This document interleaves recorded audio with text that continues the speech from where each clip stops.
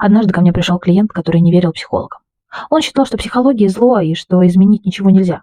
Пока он был на консультации, ему 4 раза позвонила жена. Кстати, прийти ко мне тоже жена заставила.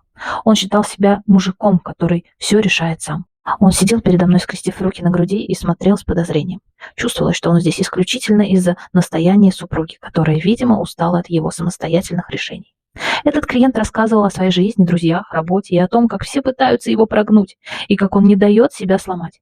В каждом слове сквозила обида и детская рассеянность. Постепенно за разговором он немного расслабился. Начал рассказывать не о том, каким он хочет казаться, а о том, что его действительно беспокоит.